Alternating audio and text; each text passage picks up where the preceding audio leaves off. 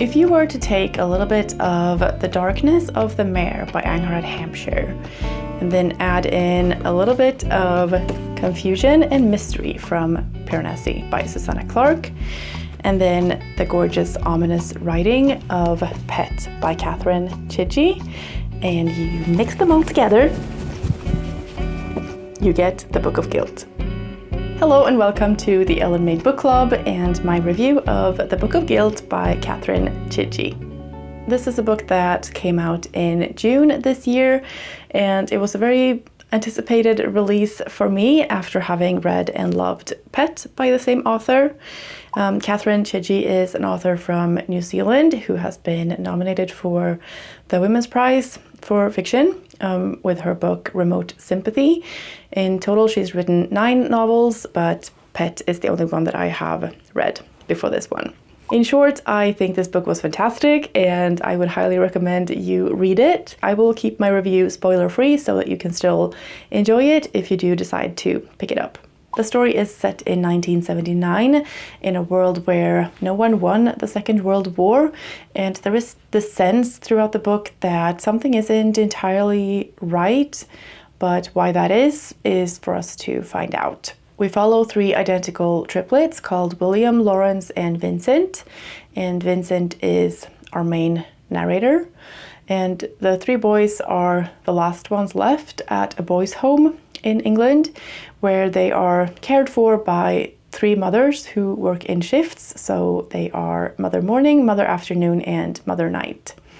And the boys have daily lessons from the Book of Knowledge. Their dreams are recorded in the Book of Dreams, and their sins are recorded in the Book of Guilt. Apart from Vincent, we also get a couple of other perspectives, and I don't want to say what all of those are, but I will say I enjoyed reading from all of the perspectives in the story, and they all help move the story forward and bring it all together. I don't want to say too much about the plot because I think that the mystery of the book is part of what makes it so fantastic. At the start of the book, I had no idea what was going on, which felt very intentional, and that is what reminded me of Piranesi, where you're just like so confused, and yeah, it really takes a while to get into the story and understand what is happening. We get clues along the way, and there were some things that I could sort of guess or work out, or I got a sense of where we were going, which felt intentional as well as the confusion at the start. But even with those clues, there were parts that took me by surprise, and as a whole, I had no idea where the story was going. So the discovery of that was something that I enjoyed a lot. I really enjoyed the experience of reading this book. I was on the edge of my seat and I wanted to know what was going to happen. We are given clues along the way, like I said, but all of those clues also spark new questions, open new loops of thinking. And so the pacing was perfect to my liking.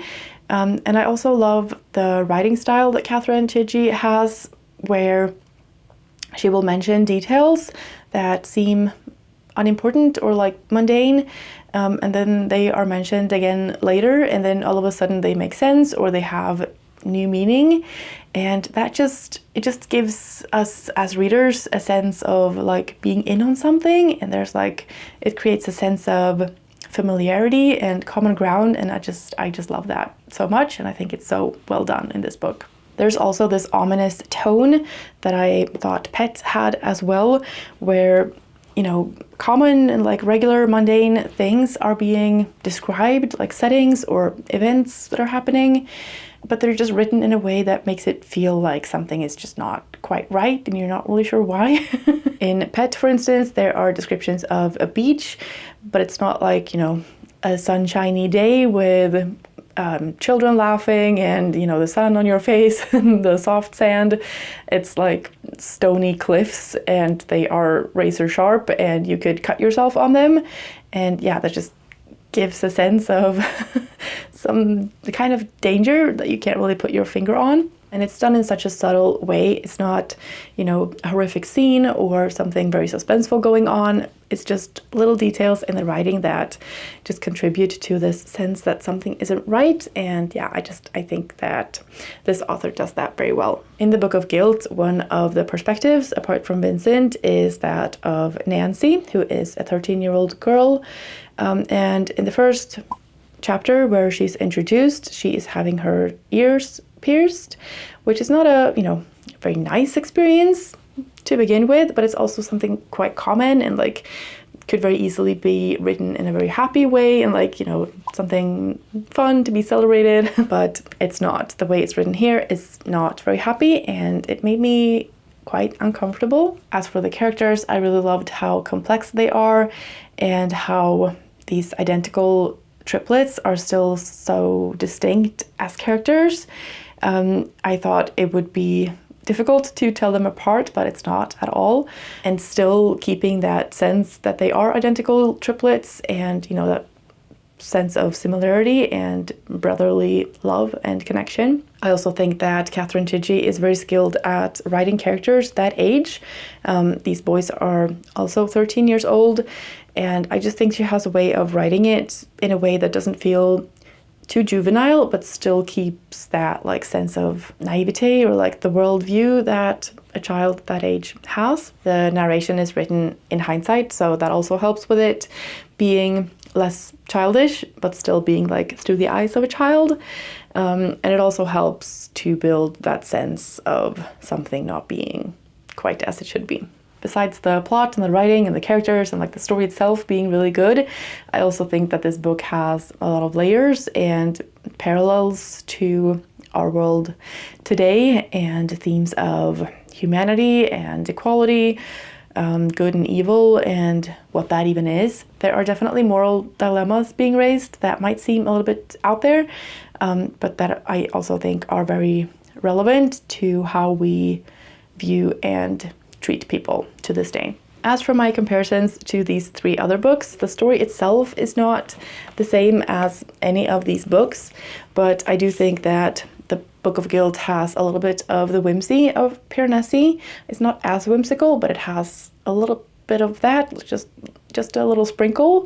And it also has those elements of confusion where you don't know what's going on and we're in a house and things are weird. We're just trying to sort of figure out what's going on. The Mare is about a woman who worked as a guard in a concentration camp during the Second World War.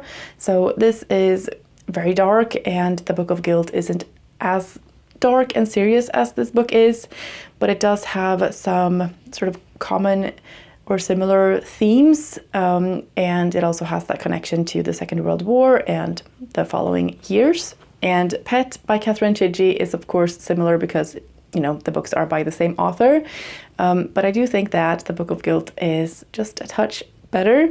I really loved Pet, but the two books are different.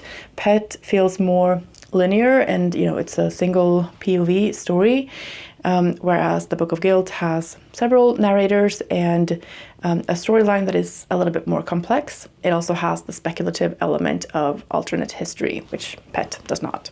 I had a great time reading this book. I flew through it while also not wanting it to end.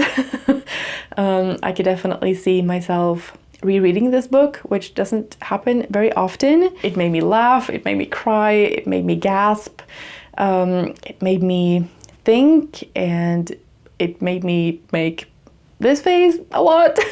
So if you like books with a sense of darkness and mystery and a sort of unsettling whimsy while also having emotional depth and some social commentary, I think that you would love this book just like I did. Let me know if you have also read this book and what you thought of it, or if you are interested in picking it up. If you do, I hope you enjoy it. Thank you so much for watching. I hope you're having a fantastic day, and I will see you in the next one. Bye.